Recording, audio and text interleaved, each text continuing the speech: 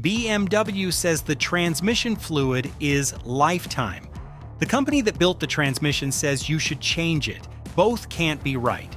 So who do you trust? Because hidden behind phrases like lifetime fluid, sealed transmission, and maintenance-free are decisions that can mean the difference between a BMW that easily reaches 200,000 miles and one that needs a repair worth thousands.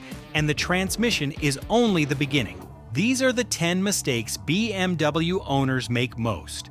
Some from bad advice, some from internet myths, some BMW itself unintentionally encouraged. Let's start with the one sitting in your garage right now. Mistake 1. Swapping your own battery without registering it. Here's something almost nobody tells new BMW owners. Your battery isn't just a battery. It's part of a monitored electrical system, and the moment you swap it yourself without telling the car, you've created a problem that won't show up for months. Since the early 2000s, BMW's electrical systems have used something called an intelligent battery sensor, working alongside the car's engine computer, the DME, to decide exactly how hard the alternator needs to work. That system tracks the age and condition of your battery so it can charge it correctly. Swap in a new battery without registering it, and the car still thinks the old, tired battery is under the hood. The result isn't dramatic at first. Your car runs fine. But the DME keeps commanding a charging rate meant for a battery that's already dying, which means the new battery is overcharged or undercharged depending on the situation. Its lifespan quietly shrinks by years. Your start-stop system may simply stop working, and your alternator is forced to work outside the parameters it was designed for. An alternator failure isn't a $50 fix. It's a job that involves diagnosing a system most independent shops don't fully understand. And by the time the symptoms show up, flickering lights, random electrical faults, a battery that never seems to hold a charge, most owners have no idea the root cause was a battery swap they did themselves months earlier to save $50. The fix costs almost nothing. A few minutes with the right diagnostic tool and the DME knows exactly what battery it's working with. Skip that step and you've quietly started the clock on an alternator repair you won't see coming. Mistake 2. Believing lifetime transmission fluid. Literally, this is the myth we opened with, and it deserves its own moment because it may be the single most expensive misunderstanding in BMW ownership. Here's the problem. BMW's manual uses the word lifetime to describe the transmission fluid fill. But when you go to the source, ZF, the company that actually engineers and builds the transmissions in most modern BMWs, their own service documentation contradicts that. ZF's published interval calls for a fluid change every 50 to 60,000 miles, not never. So why does BMW say lifetime? Because in BMW's own internal definition, lifetime means the design life of the original warranty period, not the actual mechanical life of the fluid inside a transmission that's expected to last 200,000 miles or more. Transmission fluid isn't like a light bulb. It doesn't simply stop working one day, it breaks down slowly. Heat and friction shear the fluid's viscosity over tens of thousands of miles, and as it thins out, it protects the internal clutch packs and valve body less and less. Drivers don't notice this happening in real time. They notice it when the transmission starts shifting harshly, hesitating, or slipping, and by then, the damage is often already done. The financial gap here is enormous. A proactive fluid and filter service typically runs a few $100s. A transmission that's been neglected past the point of no return can mean a rebuild or replacement costing several thousand, in some documented cases over $5,000 at a dealership. What makes this mistake so persistent is that even BMW's own service advisors often repeat the lifetime language without qualification, because that's what their system tells them. And that's genuinely what the paperwork says. It's not a conspiracy, right? It's a chain of communication where a marketing era term outlived its accuracy, and nobody along the way was responsible for correcting it. Owners aren't being deceived so much as they're being handed an outdated assumption and trusting it reasonably because it came from the manufacturer itself.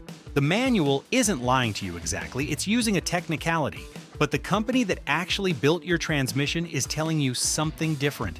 And on this one, it's worth listening to the engineers who built the part, not the marketing language describing it. Mistake 3. Ignoring turbo wastegate rattle as just a noise. If you own a turbocharged BMW and you've ever heard a faint rattling sound during light acceleration or on deceleration, your instinct might be to shrug it off. It doesn't feel urgent. The car still drives fine. That instinct is exactly how a cheap fix turns into an expensive one. The wastegate's job is simple. It releases excess boost pressure so the turbo doesn't overspin or overpressurize the intake system. But the flapper valve and its seat are held together by a spring-loaded linkage that wears with age and heat cycles. Once there's play in that linkage, you get exactly the rattle owners tend to dismiss.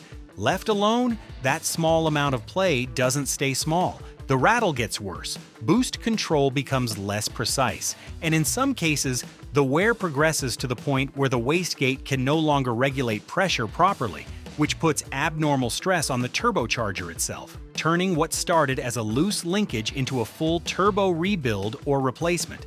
Caught early, this is often a relatively minor adjustment or a wastegate rebuild kit.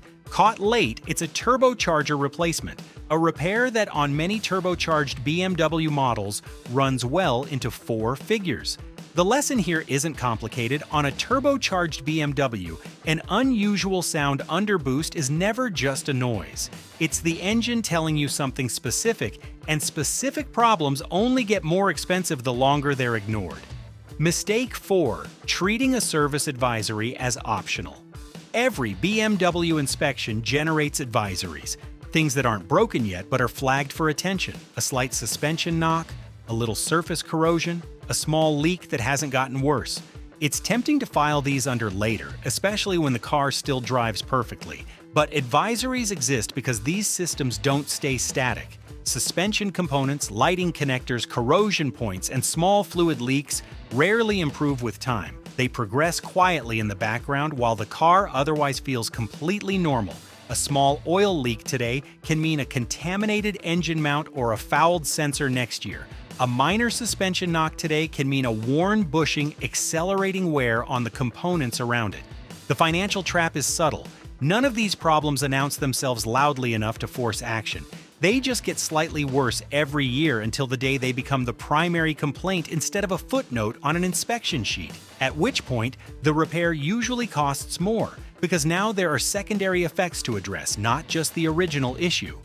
Treating advisories as early warnings, not someday items, is one of the cheapest habits a BMW owner can build, and one of the easiest to ignore. Mistake 5. Assuming fluids are close enough to spec. BMW engines are built to tighter tolerances than most mainstream cars, and that precision extends to the fluids running through them. It's tempting to think any coolant, any oil viscosity, or any transmission fluid that's roughly similar will do the job. It won't, not on these engines. BMW's cooling systems, for example, are engineered around a specific coolant chemistry designed to work with the aluminum components and plastic fittings used throughout the system. Substitute a generic coolant with different corrosion inhibitors, and you introduce a slow chemical mismatch, one that shows up years later as pitting, gasket degradation, or a water pump housing that fails earlier than it should. The same logic applies to oil viscosity. BMW's turbocharged and Vanos-equipped engines depend on oil delivering precise pressure to variable valve timing components. An off-spec viscosity, even one that seems close on paper, can starve those components of the exact pressure they were engineered around, leading to premature Vanos wear and the telltale rattle on cold start that so many owners assume is just how BMWs sound. None of this shows up on day one. It shows up as a pattern of premature component wear that gets blamed on bad luck, or BMWs just being BMWs, when the real cause was a $5 difference in fluid spec repeated over dozens of oil changes. Mistake 6. Tuning the engine without supporting the rest of the car. A tune is one of the most popular modifications in BMW ownership, and for good reason. A well-done tune can unlock real, meaningful performance. But there's a mistake that shows up constantly in the more powerful turbocharged engines: tuning for more power without addressing the components that were never designed to handle it. Turbocharged inline-six engines were engineered around a specific power ceiling, with rod bearings, oil supply, and cooling systems sized accordingly. Push meaningfully past that ceiling with a tune, especially an aggressive one, without upgrading oil supply, cooling capacity, or addressing known weak points, and you're asking factory components to survive conditions they were never built for. The failures that follow tend to be exactly the kind that ruin an engine rather than just annoy an owner. Rod bearing wear that develops slowly, then fails suddenly and catastrophically, often with no clear warning beyond a subtle knock that gets dismissed until it's too late. And there's a second cost most people forget until it's too late. A tune, discovered during a warranty claim, can void coverage on the very engine that just failed, leaving the owner responsible for the full cost of a repair that dealership warranty coverage would otherwise have absorbed. This is also one of the more debated topics inside BMW's own enthusiast community, and for good reason. Plenty of tuned examples run for years without issue, which is exactly what makes the mistake so easy to dismiss. But some engines survive it isn't the same as the engine was built for it. The owners who avoid trouble are almost always the ones who paired the tune with real supporting upgrades, better cooling, monitored oil temperatures, a conservative power target, not the ones who simply flashed a file and assumed factory components would absorb the difference indefinitely. Tuning isn't the mistake. Tuning past the limits of the supporting hardware without accounting for what that power actually demands of the engine underneath it is. Mistake 7. Choosing the cheapest labor, quote, over BMW-specific experience. When a BMW throws a warning light or starts making an unfamiliar noise, the instinct is often to shop for the lowest quote. It feels like the responsible move. But on a car this electronically and mechanically layered, the lowest quote is frequently the most expensive decision an owner makes all year. BMW systems are dense, components are packed tightly together, wiring runs through shared data buses, and a single symptom can have several possible root causes. A shop without deep BMW-specific experience often ends up replacing the part that's easiest to access rather than the part that's actually failing, simply because a proper diagnosis takes specialized knowledge they don't have. The result is a pattern familiar to anyone who spent time in BMW ownership forums. An owner pays for one repair that doesn't fix the problem, then a second repair, then finally ends up at a specialist who identifies the actual issue in 20 minutes after hundreds or thousands of dollars have already been spent chasing the wrong part. This isn't an argument for always choosing the dealership over an independent shop. It's an argument for choosing expertise over price. On a BMW, a correct diagnosis the first time is almost always the cheapest repair you'll make. Mistake 8. Ignoring PCV and oil separator wear on high-mileage turbo engines. This is one of the quieter failure points in BMW ownership, mostly because it doesn't announce itself with a dramatic symptom, just a slow accumulation of small annoyances that owners rarely connect to a single cause. The PCV system and integrated oil separator manage crankcase pressure, routing vapor back into the intake rather than letting it escape. On turbocharged engines that run hot and see plenty of heat cycles, the diaphragm and valve inside this system wear down over time, often starting around the higher end of a car's mileage, well past the original warranty window. Early symptoms are easy to write off individually. A slightly rough idle, an intermittent check engine light, a whistling sound under acceleration. None of them scream urgent. But left unaddressed, a failing oil separator can allow oil into places it shouldn't be, foul spark plugs and sensors prematurely, and in some cases contribute to more serious issues if oil finds its way somewhere it can do real damage. Caught early, this is a moderate, well-understood repair. Left to develop for tens of thousands of miles, it becomes a cascading list of smaller failures that all trace back to one part most owners have never heard of. Mistake 9. DIY coating and retrofits without understanding the risk. Coating your own BMW, enabling hidden features, retrofitting a component from a newer model, Adjusting settings that aren't normally accessible has become a popular hobby, and there's genuinely valuable, safe work that falls into this category. The mistake isn't doing it. It's doing it without understanding what happens when something goes wrong mid-process.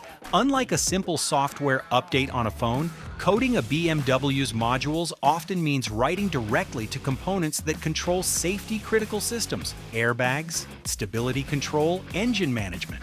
If a coding session is interrupted, uses an incompatible version, or targets the wrong module, the result isn't a simple error message.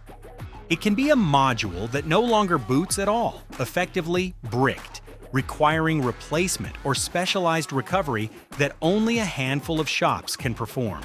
The frustrating part is that most of these failures are entirely preventable with basic precautions. A stable power supply so the process never loses voltage mid-write, using software and firmware versions actually compatible with the specific chassis and module, and understanding which modules are safe to experiment with versus which ones aren't worth the risk. Owners who research thoroughly before touching their car's coding rarely run into trouble. Owners who treat it like installing an app usually learn the difference the expensive way. Mistake 10. Budgeting off the sticker price, not the ownership curve. This last one isn't a mechanical mistake, it's a financial one, and it may be the reason so many of the other 9 mistakes happen in the first place. Most new BMW buyers budget around the purchase price and the monthly payment. Very few budget around the 10-year ownership curve, and the gap between those two numbers is larger for BMW than almost any other brand on the market. Independent data consistently places BMW at or near the top of 10-year maintenance costs among all manufacturers, meaningfully higher than rivals like Mercedes-Benz, and dramatically higher than mainstream brands like Toyota. That gap isn't random. It's the direct result of everything covered in this list. Tightly packed components that take longer to service, electronics that require specialized diagnostic tools, and a culture around the brand that sometimes treats deferred maintenance as an acceptable way to save money in the short term.